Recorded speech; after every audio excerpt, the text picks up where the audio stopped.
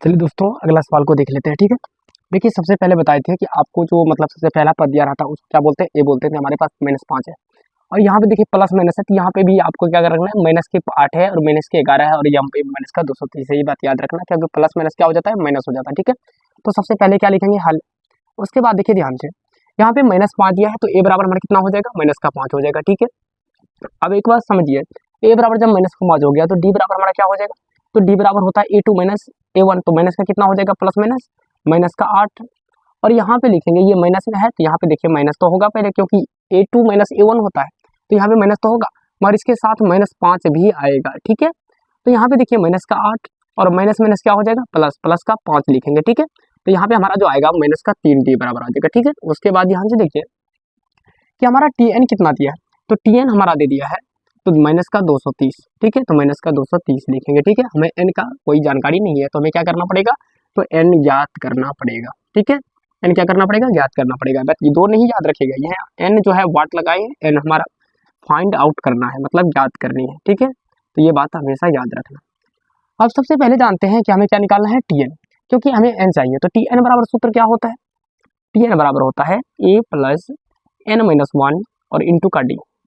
आपको इतना बार बता चुके हैं कि आपको याद हो गया। अगर माइनस का कितना है हमारे पास 230, तो हम लिखेंगे माइनस का 230 और बराबर में ए हमारे पास है माइनस का 5, तो ए हमारे पास कितना है, माइनस का 5। उसके बाद देखिए एन तो नहीं है तो हम लिखेंगे एन और माइनस का 1 और डी का मान हमारे पास कितना है, माइनस का 3, तो हम लिखेंगे माइनस का 3। ठीक है, माइनस का 230 और बराबर में देखिए माइनस का 5। ठीक है, अब यहाँ पे आप गुना कीजिएगा तो देखिए यहाँ पे क्या है, यहाँ पे लिखे हैं, 1 मिनट रुक जाइए, -5 प्लस है ना बीच में, तो बीच में प्लस देंगे। ठीक है, ध्यान से देखिए, तो माइनस का 5, तो यहाँ पे देखिए प्लस और माइनस, तो प्लस माइनस क्या हो जाएगा, माइनस, क्योंकि इनमें गुना होगा तो n गुना माइनस, तो क्या लिखेंगे, माइनस का 3n।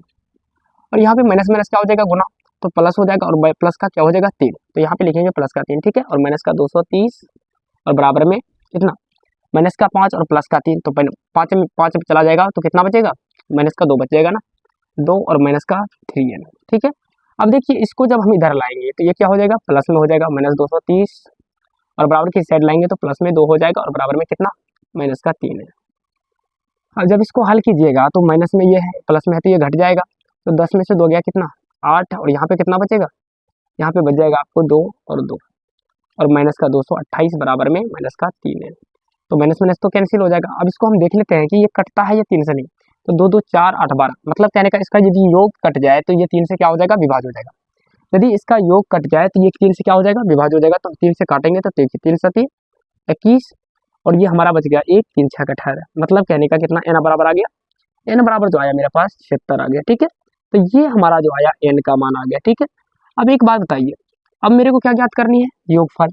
हम योगफल के लिए तो हमको आपको दूसरा सूत्र भी बता चुके हैं कि यदि हमारे पास n पता हो, पता हो तो हम ये Sn से लगा सकते हैं। तो हम लिखेंगे क्या, डायरेक्टली Sn बराबर n/2 into a plus an, इससे भी आप ज्ञात कर सकते हैं। ठीक है, तो ये आपके लिए अच्छा रहेगा। तो हमारे पास जो Sn है, तो Sn कितना हमारे पास है, तो n जो आया 76 आया, कितना आया, 76, तो हम लिखेंगे कितना, 76 लिखेंगे। तो S76 बराबर में n हमारा कितना 76, तो हम 76/2 और यहाँ पे आपको a पता है, a कितना है आपके पास, तो a आपके पास है माइनस का 5, तो माइनस का 5 प्लस और an का मान भी हमारे पास कितना है, तो an का मान जो हमारे पास -230 है, लिखेंगे माइनस का 230। ठीक है, और यहाँ से कोष्ट को बंद कर देंगे।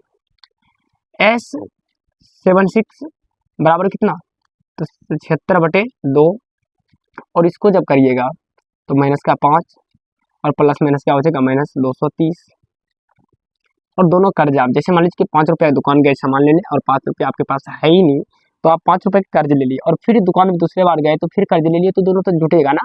तो हम लिखेंगे S76 बराबर में 76/2 और यहाँ पे गुना हो जाएगा 235, मगर किस में, तो माइनस में। ठीक है, माइनस में गुना हो जाएगा तो हमारा जो आएगा S76 का योगफल कितना आ जाएगा, तो 2 से तो कटेगा, ये 2 से 2 3 6 2 8 16, 38 बार में कट गया।